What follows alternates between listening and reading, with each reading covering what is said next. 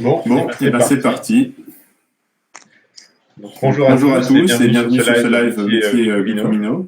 Je m'appelle Mathieu Sonati, je suis le cofondateur de Bifomino. Bifomino, c'est une application qui permet d'aider les personnes en conversion professionnelle et de les accompagner vers un métier en tension.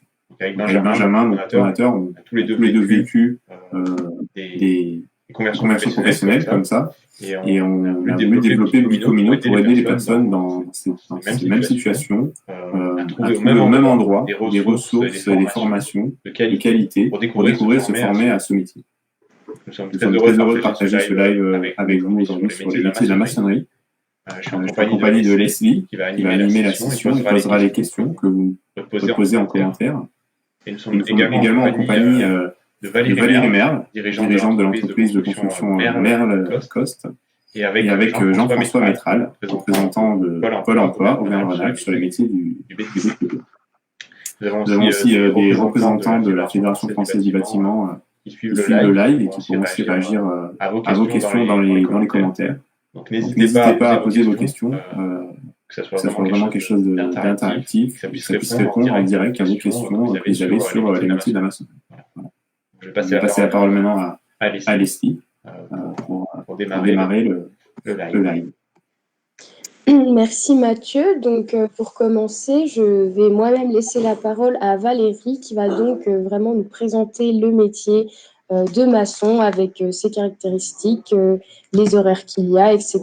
Donc Valérie, à vous. Bonjour à tous. Donc, je vais effectivement vous parler du métier de maçon. Alors, c'est un métier sur lequel je me suis orientée il y a quelques années. Alors, je le pratique pas au quotidien dans mon activité moi-même sur les chantiers, puisque je dirige en fait une entreprise de maçonnerie, mais je vais vous parler de ce que font mes collaborateurs sur les chantiers. Alors, être maçon, en fait, c'est tout simplement être l'acteur principal dans la construction d'un bâtiment, puisque le maçon, c'est celui qui fait l'enveloppe du bâtiment. C'est celui qui va faire la structure, qui va faire les éléments de fondation pour que le bâtiment puisse tenir dans le temps, les éléments verticaux et les éléments horizontaux. Alors, verticaux, ce sont les murs, tout simplement, et puis horizontaux, ce sont les planchers, les dalles que l'on va être amené à faire pour faire ces ouvrages. Donc, et puis, il n'y a pas que cette partie-là, il y a aussi aller sur la finition avec le travail des enduits, puisque c'est aussi un métier qui relève du travail de maçon. Donc voilà, nous on est ceux qui construisent les bâtiments, on leur donne un corps et après les autres métiers du bâtiment vont intervenir pour faire des aménagements intérieurs. Alors, vous dire que le métier de maçon, c'est un métier de passion, c'est bien peu de choses, parce qu'en fait, véritablement, il faut être animé de la volonté de construire. Faut surtout se dire que on peut être fier du travail qu'on a réalisé, puisque il va durer dans le temps. On participe à la construction des villes, à la construction des maisons des gens dans lesquels ceux-ci vont résider. Donc, à chaque fois, on est dans une étape de vie, que ça soit de notre patrimoine immobilier comme du patrimoine des gens. Donc, pour moi, c'est un élément important parce que c'est extrêmement valorisant. En plus, on le voit, ça dure dans le temps. Alors, j'aurais pas le toupet, quoique de dire que j'espère que nos bâtiments auront la même pérennité que ce qu'ont construit les anciens dans le temps. Mais voilà, quand on voit les châteaux forts qui sont toujours là, on se dit que la maçonnerie, c'est un petit peu nécessaire quand même, parce que c'est souvent la seule chose d'ailleurs qui peut rester dans le temps. Si on prend des châteaux très anciens, la maçonnerie est souvent là, peut-être un peu égratignée, mais elle est toujours là. Quand à l'intérieur, des fois, on n'a plus grand-chose. Donc, c'est véritablement un métier important. Dans les caractéristiques, ça reste un métier physique, c'est vrai. Ça reste un métier dans lequel il va falloir avoir une certaine résistance physique. Il va falloir néanmoins, il faut être conscient qu'on a de plus en plus d'outils pour nous aider à limiter cette nécessité physique, ce qui fait qu'on peut avoir des femmes qui peuvent s'orienter vers ces métiers, alors que traditionnellement, on pensait que c'était plutôt une population masculine. On commence à avoir des femmes, effectivement, dans ce métier. C'est un métier dans lequel il faut aimer travailler avec des outils, Alors, on n'est pas uniquement à la période où on travaille avec une truelle, un marteau. On a des outils beaucoup plus performants. On a de l'électroportatif, etc. Donc, on a plein d'outils modernes et sympas qu'on peut utiliser. Donc, c'est une qualité aussi qu'on recherche chez nos compagnons, c'est d'avoir cette capacité d'aller sur des outils à utiliser qui soient un peu plus modernes que la truelle, qui reste néanmoins le symbole même du maçon. C'est aussi, ce métier de maçon, c'est un métier du changement parce que chaque chantier est différent et que chaque jour, quand on démarre un chantier, eh ben, on se retrouve avec des choses différentes à devoir traiter. Et donc, c'est ce qui fait aussi son intérêt, c'est qu'il n'y a pas de répétition. Un projet n'est jamais le même. Il y a à chaque fois qu'on intervient, même si on se dit que globalement monter des murs en parpaing c'est toujours la même chose, bah, sauf qu'on va le faire dans des cas de figure très différents et donc du coup forcément on va avoir des cas uniques à traiter. Dans les compétences, alors je pense que c'est la compétence propre à tous les métiers. D'abord, il faut aimer son métier. Ça, c'est indispensable pour moi parce que si on n'aime pas son métier, c'est compliqué de le pratiquer. Il faut être rigoureux, il faut être précis, parce que si on n'est pas précis, globalement, si on monte des murs qui ne sont pas droits, ça va être un petit peu compliqué pour la pérennité du bâtiment. Donc voilà, il faut être précis. Il faut aimer le travail bien fait. Alors pour moi, c'est un critère important parce que faut être fier de ce qu'on fait.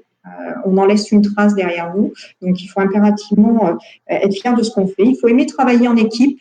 Parce que le travail de maçon, vous n'êtes jamais seul sur un chantier. Soit vous êtes avec vos collègues, soit vous êtes avec d'autres entreprises et d'autres collaborateurs. Donc, il faut aimer cette vie de chantier, ce travail d'équipe qui est très important.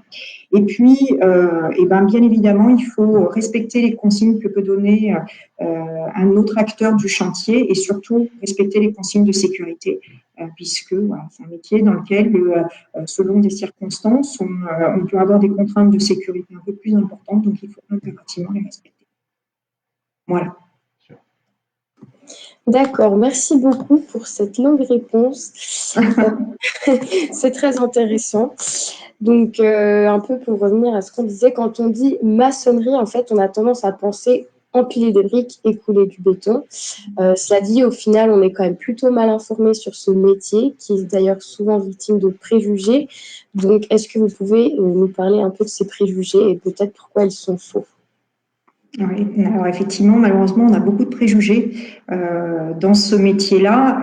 Alors j'en ai élevé un peu tout à l'heure en disant que c'était un métier physique et que du coup, on avait plutôt tendance à le voir comme un métier masculin.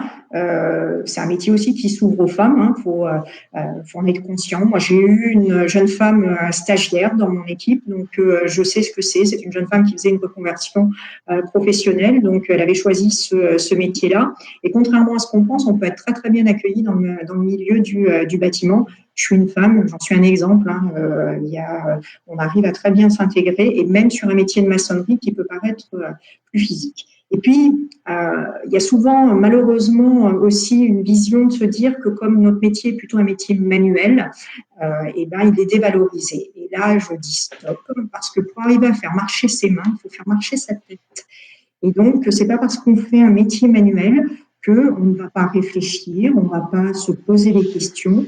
Donc, indubitablement, pour moi, être maçon, c'est pas un métier uniquement manuel, c'est un métier où je vais faire marcher ma tête pour faire marcher mes mains. Donc, ça, c'est pour moi un préjugé important à enlever. Et puis, il y a aussi souvent, je l'évoquais tout à l'heure, c'est un métier qu'on pratique principalement à l'extérieur. Donc, il faut aimer travailler à l'extérieur. Pour autant, on trouve des situations de travail en intérieur. On n'est pas toujours à l'extérieur sur les chantiers. Donc, voilà, il y a plein de... on peut être à l'abri pour travailler, même si il ne faut pas se cacher. Ça reste un métier qu'on pratique principalement à l'extérieur, mais on peut avoir des interventions. Donc, c'est notre cas quand on fait de la rénovation sur les bâtiments, où on se trouve à l'intérieur des bâtiments et donc protéger des conditions météo des fois un peu compliquées. Merci beaucoup. Maintenant, je voudrais vous demander si vous pouviez nous parler des différents métiers qui existent en maçonnerie. Alors, c'est vrai qu'on met souvent une grosse enveloppe générale maçon, parce que c'est le métier de la maçonnerie. Néanmoins, pour autant, derrière ce métier, il y a plein de choses différentes. Déjà, il y a des niveaux de postes différents dans ces métiers-là. Ça va commencer par donc, un personnage indispensable pour moi sur un chantier qui est celui qu'on appelle le manœuvre ou l'aide-maçon. C'est celui qui va permettre derrière au reste des équipes de pouvoir réaliser leur tâche. On met souvent une grosse enveloppe générale maçon sur la partie de la maçonnerie. Néanmoins, pour exécuter derrière ce métier, il y a plein de choses différentes. Déjà, il y a des niveaux, c'est le rouage indispensable sur le maçon dans ces métiers-là. Ça va commencer donc on a le maçon. Alors le maçon, souvent, il est sous la direction d'un chef qui est sur un chantier, il a le manœuvre technique, il sait ce qu'il faut faire et il va derrière au reste des équipes avec certaines éléments. On met souvent une grosse enveloppe générale organisé dans la partie globale le travail. Derrière ce métier, il n'y a pas un ordre de chef déjà, il y a des niveaux de rouage différents d'orchestre. C'est lui qui, tout en mettant la main à la tâche, parce que c'est pas parce qu'on est chef d'équipe qu'on met pas les mains dans le mortier, c'est lui qui va organiser le travail de l'équipe et qui va dire comment on fait pour partir d'un plan sur une feuille pour arriver à un ouvrage en élévation, une maison, un bâtiment, c'est lui qui organise le travail de tous. Et après, vous avez même, tout en mettant la main à la tâche, il y a le chef de chantier qui va organiser le travail de différentes équipes, qui est moins présent dans la production sur le chantier, mais qui va faire une presse coordonnée entre les différents chantiers, entre le matériel nécessaire sur tel ou tel chantier, les approvisionnements nécessaires sur tel et tel chantier. Voilà. C'est le deuxième chef d'orchestre à un niveau un petit peu au-dessus. Et donc, l'avantage dans nos métiers, c'est qu'on peut commencer comme aide-maçon et aller jusqu'à chef d'équipe, voire s'installer après à son compte, devenir artisan et à nouveau perpétuer cette création d'entreprise dans le domaine du bâtiment et de la maçonnerie. D'accord. Donc, est-ce que vous savez si les diplômes sont tous très différents les uns des autres selon la fonction que l'on souhaite occuper? Ou est-ce qu'on peut juste grader? Ou est-ce que vous savez comment ça se passe? Alors, c'est vrai que moi, sur les profils que je recrute, il y a principalement 2 diplômes. Il y a le CAP maçon et le BP maçon. Après, le diplôme n'est pas le seul élément qui doit être pris en compte. Bien évidemment, il correspond, comme il y a une convention collective qui s'applique dans notre domaine, il correspond à un niveau de qualification derrière et normalement à un niveau de formation suivi par le postulant. Mais vous avez aussi l'expérience qui est très importante. Alors, c'est vrai que l'expérience, elle s'acquiert. On l'a au fur et à mesure des chantiers qu'on va dérouler. Mais voilà, c'est pas le diplôme en lui-même n'est pas le seul moyen d'accès à ces métiers. On peut avoir des gens qui font des très très beaux parcours dans nos métiers sans avoir de diplôme. Alors après, par contre, l'entreprise peut choisir de les former et de les orienter sur des formations complémentaires. Mais voilà, pour moi, le CAP et le BP sont les 2 très bonnes passerelles en termes de diplôme pour entrer en maçonnerie. D'accord, donc à présent, on sait qu'il existe différentes fonctions dans ce métier et qu'on n'est pas forcément que maçon, mais à présent, on aimerait savoir si il existe différents types de maçonnerie.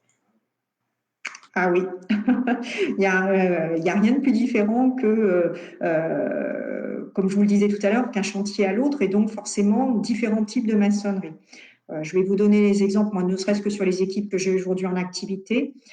J'en ai une qui intervient dans une école là aujourd'hui pour créer des rampes d'accès pour les personnes à mobilité réduite.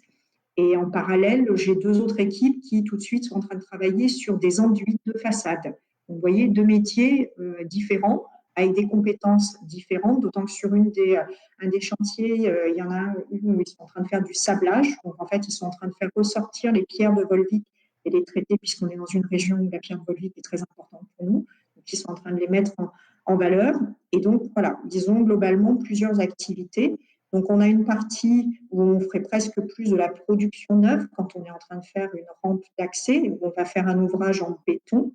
Et puis, de l'autre côté, un ouvrage où on va être plus en maçonnerie traditionnelle, où là, on va travailler avec des matériaux anciens, des matériaux différents. Là, en plus, on fait des enduits de façade. Donc, voilà, c'est encore un autre métier. Donc, pour moi, vous avez ce qu'on appelle la maçonnerie. Alors, le terme, on l'utilise, mais il est peut-être pas très heureux. Maçonnerie traditionnelle, c'est le métier dans lequel on fait plein de choses en fait.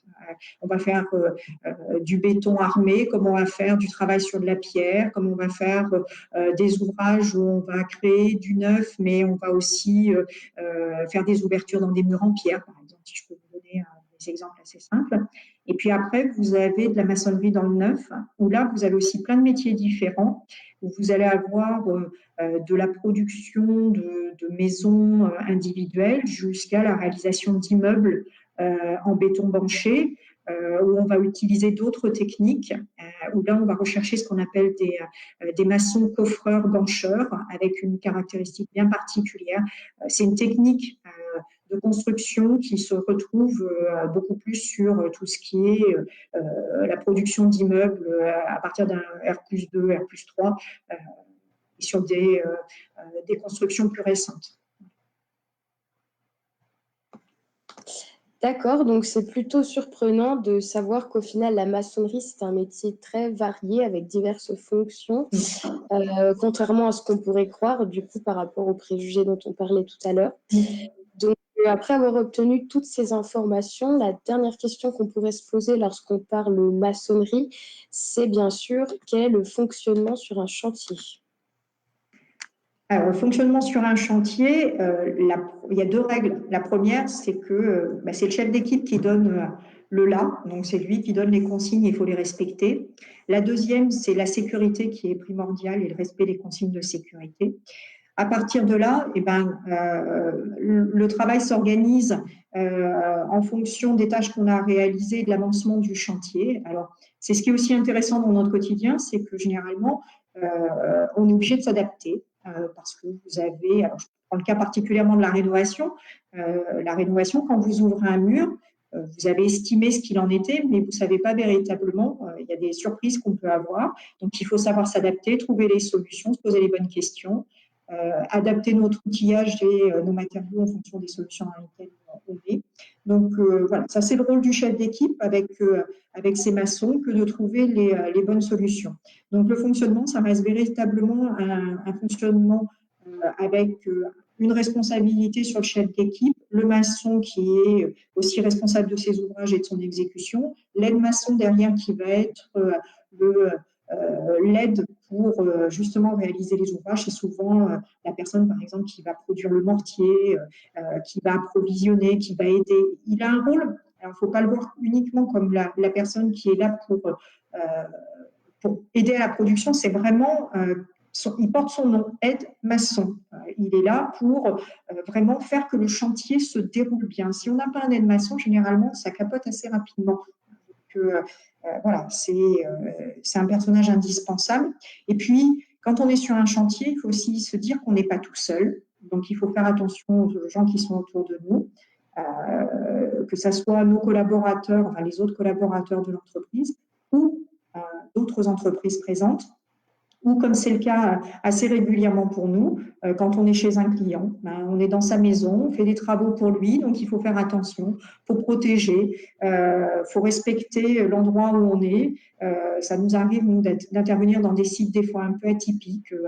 Je crois que le site le plus atypique que j'ai pu avoir, c'est une intervention dans un bloc opératoire d'un hôpital, où autant vous dire que là, les conditions d'intervention étaient extrêmement drastiques en termes de poussière, en termes de créneaux horaires. Donc voilà, il faut savoir aussi faire preuve de flexibilité par rapport à ces contraintes que peuvent avoir nos clients.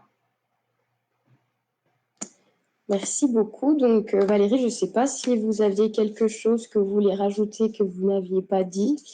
Est-ce que c'est le cas? C'est juste faire comprendre que c'est vraiment un métier de passion. Voilà, c'est un métier dans lequel, quand j'en parle avec mes collaborateurs, on est tous unanimes pour dire que on n'a jamais le même quotidien. Que ce soit eux sur les chantiers ou moi sur toute la partie préparation et commerciale. On se pose à chaque fois des bonnes questions.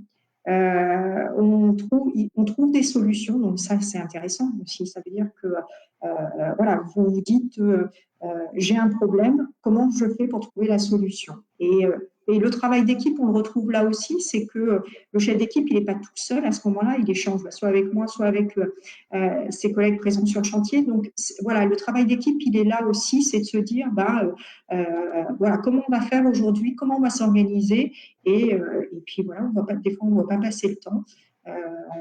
Même si, comme je le disais tout à l'heure, hein, reste un métier physique, donc particulièrement avec les températures qui commencent à monter là tout de suite, c'est un peu plus compliqué, mais voilà, on trouve les moyens de s'adapter et puis surtout à la sortie, quelle satisfaction. On rend le client heureux, on laisse une empreinte derrière nous, c'est le top, quoi. C'est le top. Donc, merci beaucoup Valérie de nous avoir parlé du métier, de ses particularités. On voit que vous êtes vraiment intéressée, que vous savez de quoi vous parlez, que vous êtes vraiment passionnée de ce métier. Donc, j'espère que ces informations auront su convaincre les personnes qui sont intéressées par la maçonnerie, puisqu'en fait, on voit que c'est un métier avec beaucoup de tâches variées, beaucoup de fonctions intéressantes. Mais à présent, je vais de nouveau laisser la parole aux experts pour nous parler des différentes formations qu'il existe pour devenir maçon. Bonjour à toutes et tous. Merci Valérie pour toutes ces informations. Le métier de maçon, on le voit, est un métier passionnant, varié, et il offre aussi des évolutions de carrière. Juste avant d'aborder la formation, je voudrais souligner quand même l'implication dans ce webinaire de la Fédération française du bâtiment, du 63, du département 63, avec la mise en contact avec Madame Merle, qui nous fait l'honneur de sa présence. Pour en venir à la formation et surtout celle des demandeurs d'emploi, je vais vous donner quelques clés pour y accéder. Il faut d'abord savoir que Pôle emploi est un acteur majeur pour répondre aux besoins des entreprises. Nous les accompagnons dans leur recherche de compétences et aussi en orientant les demandeurs d'emploi vers ces métiers attractifs. La formation, elle, est un levier pour accéder à ces emplois. Avant de s'engager dans une formation, il y a plusieurs étapes à connaître. Tout d'abord, la validation du projet professionnel. C'est une étape incontournable. Elle permet d'être sûr de s'engager dans une voie qui correspond. Pour y arriver, votre conseiller Pôle emploi peut vous aider en mettant en œuvre le conseil en évolution professionnelle. Dans cette démarche, vous aurez à approfondir sur des enquêtes métiers. Il faut d'abord savoir s'il y a des recrutements dans le métier que vous visez. Et sur le métier de la maçonnerie, les recrutements sont importants.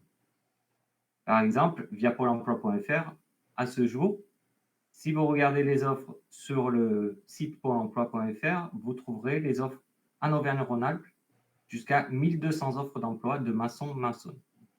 Et un quart de ces offres sont en CDI. La majorité sont en intérim, mais il y a aussi des offres qui sont ouvertes aux débutants, parce que nous aurons toujours besoin de maçons. Les enquêtes métiers, elles passent aussi par la consultation de vidéos. Vous en trouverez sur bcomino.com. Et Pôle emploi met à disposition des vidéos innovantes, des films à 360 degrés, qui sont visibles sur des casques virtuels pour être au cœur du métier. Vous trouverez ces vidéos sur immersion-métier.fr. Vous pouvez également faire une immersion professionnelle pour découvrir le métier, ses avantages et aussi ses inconvénients. Une fois que vous êtes sûr de vous engager dans le métier de maçon, quelles sont les formations possibles? Donc, il existe de nombreuses formations accessibles selon votre niveau de base, mais vous pouvez, même sans diplôme, accéder à soit des titres professionnels, soit des diplômes comme le CAP, BP, Bac Pro ou BTS. Ces formations, elles prennent de plus en plus en compte l'aspect écologique, notamment l'éco-construction et aussi le numérique. Vous trouverez ces formations sur pôle emploi.fr ou l'application Ma Formation et également via Bicomino, mais Mathieu en parlera mieux que moi. Vous avez également une plateforme qui est une plateforme Pôle emploi qui s'appelle l'Emploi Store. Vous avez un site dédié sur la formation qui s'appelle La Bonne Formation. Maintenant, quelles sont ces voies d'accès pour accéder à la formation? Il y a l'apprentissage. Là, vous devenez salarié d'une entreprise et suivez la formation en alternance dans un centre de formation.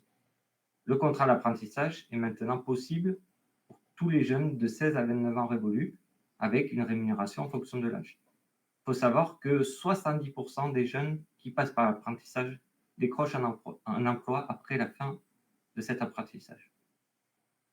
Pour trouver les offres d'apprentissage, pôle emploi.fr, vous avez, comme tout à l'heure pour la bonne formation, un site dédié qui s'appelle La Bonne Alternance, où vous aurez des contacts d'entreprises qui n'ont pas forcément déposé d'offres d'emploi, mais qui recrutent également en apprentissage. Nous avons également des salons en ligne sur un site dédié, salon en ligne Pôle emploi.fr. Donc, on voit que vous avez beaucoup de ressources pour pouvoir trouver l'accès à l'apprentissage. Vous avez également une autre voie qui est la VAE, la validation des acquis de l'expérience. Là, il faut avoir un minimum 1 an d'expérience pour valider une certification. Vous avez un site dédié, un site du gouvernement, vae.gouv.fr. Vous avez aussi des informations sur Pôle emploi.fr, bien sûr. Et enfin, vous avez la formation continue. Elle peut être financée de différentes formes, qui m'amène au point suivant, le financement de la formation. Les formations ont bien sûr un coût et il existe plusieurs dispositifs pour financer ces formations.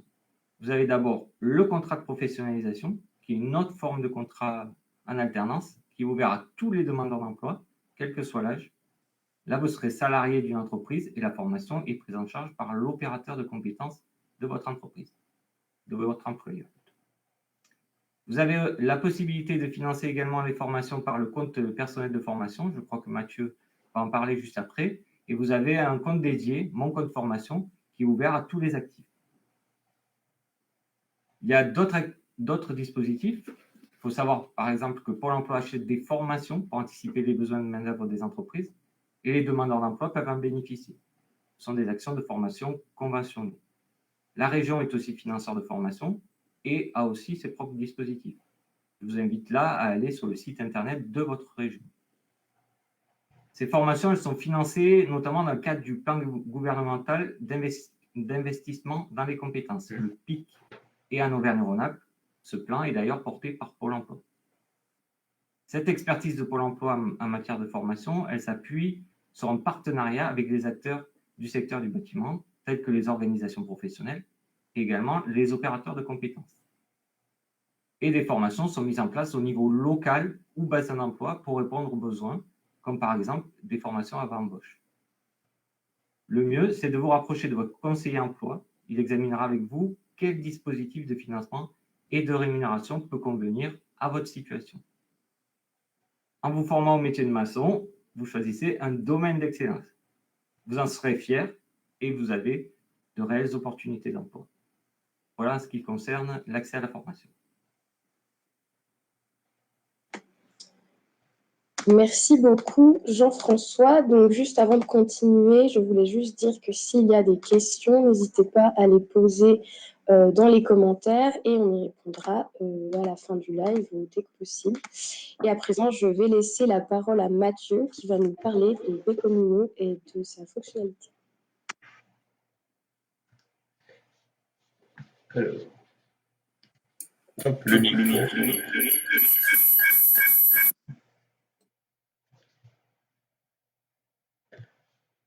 On va changer de micro. Excusez-moi. Alors voilà, donc je vais vous faire une petite démo effectivement de Bcomino pour vous montrer à quoi ça ressemble. Donc Bcomino, donc l'adresse n'est pas très compliquée. Vous tapez bcomino.com, là vous voyez marqué là-haut, et vous allez arriver sur une plateforme. Alors, je vais mettre à l'écran. Quoi ça ressemble, voilà, hop, vous allez arriver sur ce site. Donc c'est un site qui va être consultable sur ordinateur ou sur votre téléphone. Ça va s'adapter à l'écran en fonction. Et donc vous allez retrouver ce qu'on appelle nous des tableaux. Donc, ce sont des pages pour chaque métier ou des compétences. Donc vous voyez, il y a les métiers de la bureautique, les compétences transverses, mais il y a aussi ce qu'on discute aujourd'hui, le métier de la construction. En particulier donc le tableau la devenir pro en maçonnerie. Donc si vous cliquez sur ce tableau, vous allez arriver sur cette page. Donc c'est une page, alors on va attendre que ça s'affiche un petit peu mieux, voilà. Donc sur cette page, vous allez voir un ensemble de ressources qui ont été sélectionnées à la fois par notre algorithme et puis par nos auditeurs humains. Et donc toute une série de ressources qui vont vous aider à comprendre ce métier, le découvrir, découvrir le quotidien, avoir des témoignages, un petit peu comme on a eu tout à l'heure avec Valérie et Jean-François, mais aussi même de comprendre un petit peu la technique, voir si ça vous intéresse. Et donc, avec plusieurs supports, donc vous avez des vidéos, vous avez des MOOC, donc on en a parlé, les bâtiments, le bâtiment est un vrai acteur du développement durable, et donc il y a des MOOC sur les bâtiments durables qui se développent, que vous pouvez commencer à suivre, pour voir si ça vous intéresse.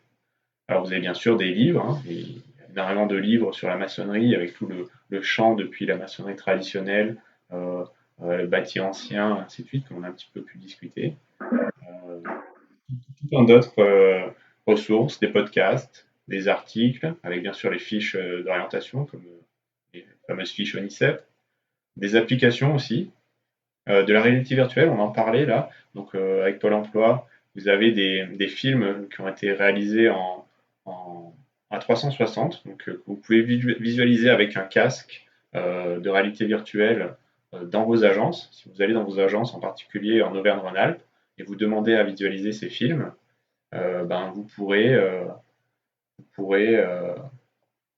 vraiment être à côté du maçon, en particulier le coffreur ou marcheur, en train de travailler, de voir l'environnement, comment ça se passe, ainsi de suite. Vous avez aussi des communautés, Facebook, Instagram, des cours, et puis bien sûr toutes les formations. Donc les formations qui vont être géolocalisées sur une carte. Alors la qualité à l'écran là est pas superbe, mais si vous y allez, si vous tapez donc bicomino.com, vous allez pouvoir tester, vous mettrez votre ville et ça va chercher autour de votre ville les formations pour faire ce métier. On peut zoomer là parce que c'est un peu loin. Donc là, voilà, vous allez voir par exemple, tapez ici, hop, vous allez avoir, voilà, donc par exemple ça vous renvoie vers un titre professionnel coffreur-brancheur. Et là, ça vous renvoie vers la page, là, dans ce cas-là, Pôle emploi, où vous allez pouvoir voir si cette formation vous intéresse et éventuellement contacter votre conseiller pour aller plus loin. Voilà, donc c'est un petit peu le principe de Bicomino, c'est d'avoir toutes ces ressources qu'on alimente régulièrement. Donc il y en a déjà plusieurs centaines sur le métier de la maçonnerie, mais on en rajoute régulièrement, de manière à ce que vous ayez vraiment du contenu de qualité au même endroit pour vous faire votre avis, pour construire votre parcours professionnel. Voilà. Alors, je pense que c'est bon là pour la présentation de Bicomino. On va passer, on va venir à l'écran comme ça. Hop. Voilà. Donc, est-ce que vous avez des questions? Si vous avez des questions, c'est le moment de les poser. N'hésitez pas. Après, ceci dit, de toute façon, le live sera disponible en replay. Vous pourrez voir le live en replay. Et du coup, vous pourrez donc le re-regarder. Alors, on a eu apparemment un petit problème de son au démarrage. On verra si on peut régler ça. Mais bon, là, vous avez quand même eu l'intervention de Valérie sur les métiers, sur le métier, le quotidien. C'est vraiment un beau métier, un métier de passion. Où on voit concrètement ce qu'on fait.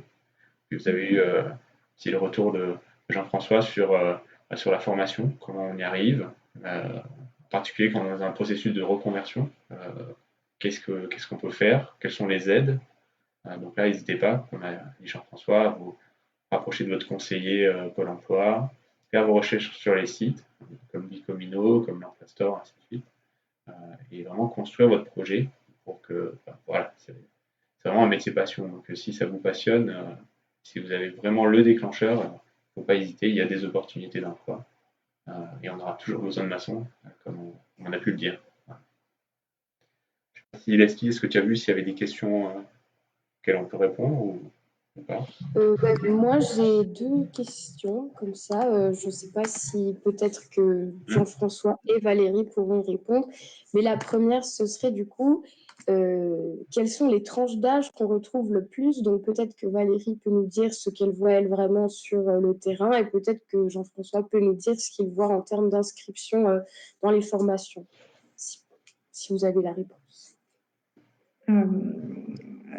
Alors, sur les tranches d'âge, on a de plus en plus malheureusement des maçons qui vieillissent parce que c'est des métiers sur lesquels pendant très longtemps on n'a pas eu de personnes qui a voulu s'orienter. Je rejoins ce que je disais tout à l'heure en fait sur la dévalorisation des métiers manuels et malheureusement sur le métier de maçon on le paye un petit peu.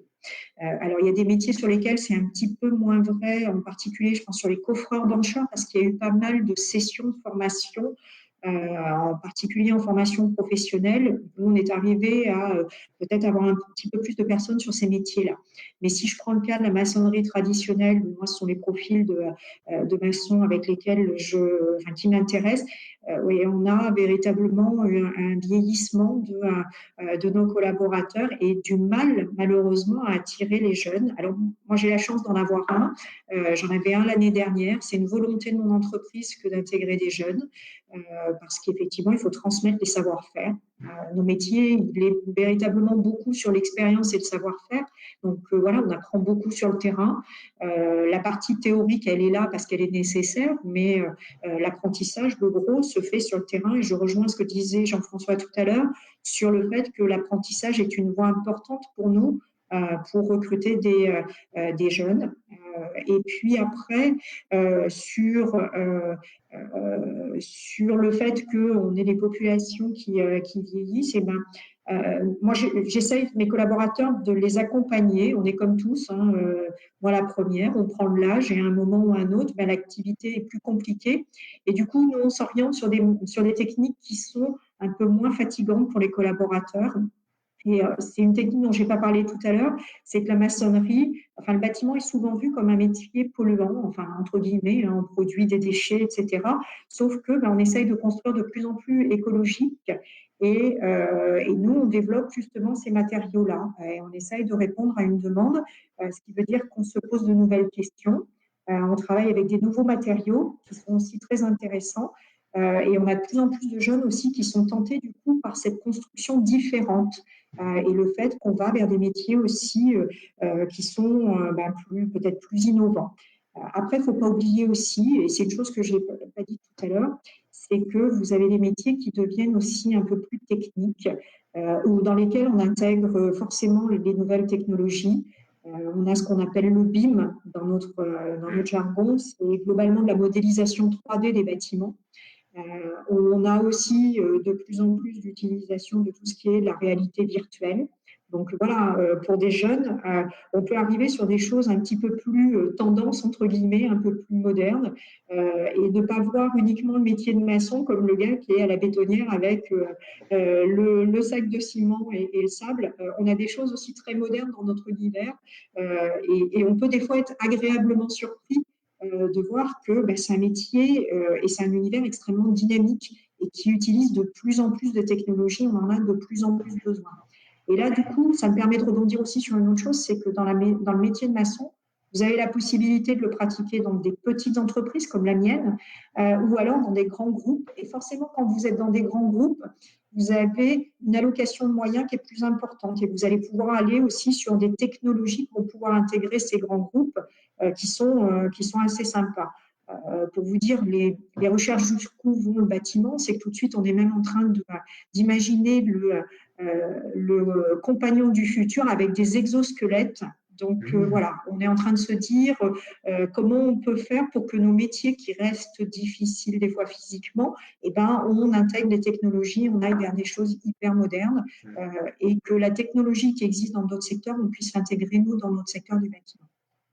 J'en rêve de l'exosquelette, franchement, j'espère voir ça avant ma retraite, mais je me dis, voilà, là j'aurais atteint un but super sympa pour mes collaborateurs en fait. Ce serait plus utile qu'Iron Man. Voilà, lui a plutôt tendance à détruire, donc voilà. on aurait plutôt tendance à construire. Mais ouais, ça paraît tellement des fois décalé par rapport à nos métiers qu'on se dit que la technologie n'existe pas forcément aussi. On travaille avec des tablettes sur les chantiers, on a les plans sur les tablettes. Alors c'est vrai, on a les plans papier encore en format A0, mais on a aussi les plans sur les tablettes. Donc, et puis de plus en plus avec les interactions technologique avec les autres corps de métier, on est tenu d'avoir ces technologies-là qui s'intègrent dans nos métiers. Donc, ça peut être hyper sympa et hyper techno. Voilà, on peut aller sur des choses très modernes dans le bâtiment qui peut se vouloir avec une image un peu traditionnelle. Ça peut être hyper tendance. Parfait. Et merci. Et du coup, est-ce que Jean-François, vous voulez rajouter quelque chose ou... Je vais juste compléter ce que disait Valérie. Effectivement, ce qui attire aujourd'hui, c'est l'éco-construction, le numérique, et effectivement, c'est intégré dans le métier de maçon également. Et c'est ce qui attire souvent les jeunes qui souhaitent s'orienter sur ce métier. Nous, on fait par ailleurs aussi des actions spécifiques. Hein. Il faut savoir que sur Auvergne-Rhône-Alpes, il y a un groupe projet sur ce domaine d'excellence de tous les métiers du bâtiment, et on travaille justement, comme je le disais tout à l'heure, avec tous les acteurs du secteur pour essayer de mettre des actions en place innovantes pour attirer justement les jeunes, mais les moins jeunes également. Et c'est vrai que les conditions d'exercice sont améliorées au fil du temps et vont encore s'améliorer, et qu'on reste souvent sur des anciens principes. Et il est important justement aux entreprises d'ouvrir leurs entreprises, d'expliquer qu'aujourd'hui, ça fonctionne un petit peu différemment et que ces métiers, surtout, embauchent et qu'ils ont besoin et qu'on est fiers de travailler dans cette structure.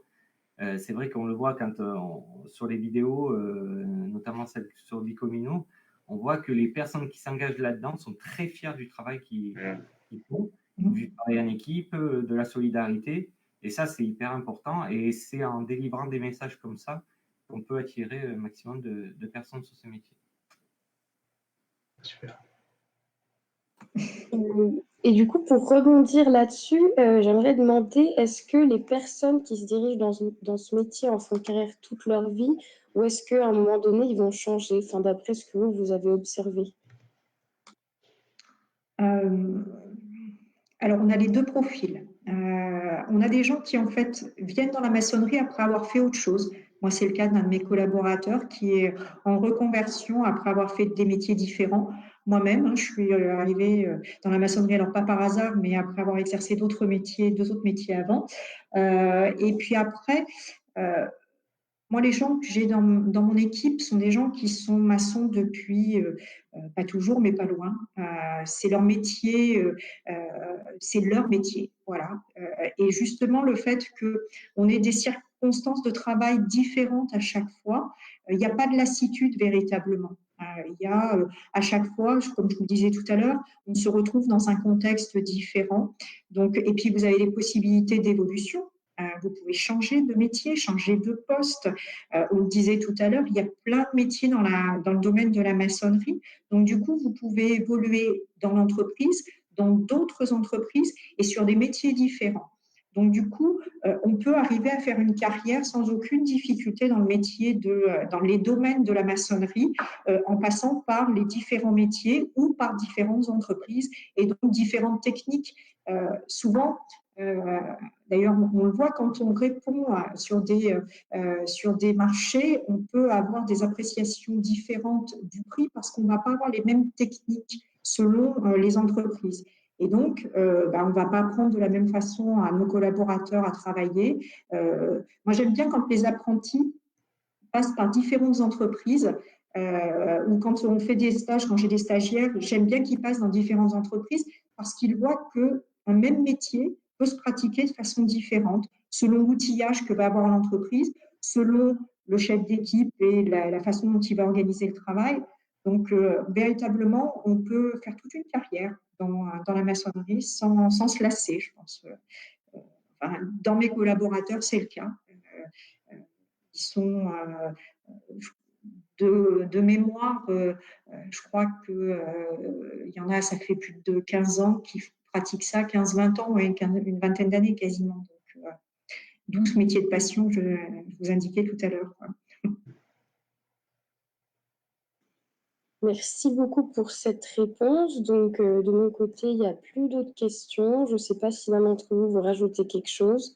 Si ce n'est pas le cas, je laisserai la parole à Mathieu pour qu'il puisse conclure.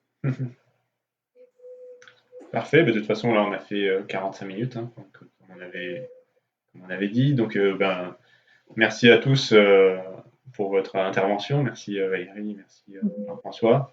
Je pense que ça a vraiment donné un éclairage sur le métier. J'espère qu'on a motivé des gens, ou on va motiver avec les replays du live, des gens à aller vers ce métier qui est vraiment un beau métier, important pour notre patrimoine aussi. Du coup, voilà, je vous remercie à tous et puis je vous souhaite une bonne journée. Au revoir. Merci. Au revoir. Au revoir. Merci.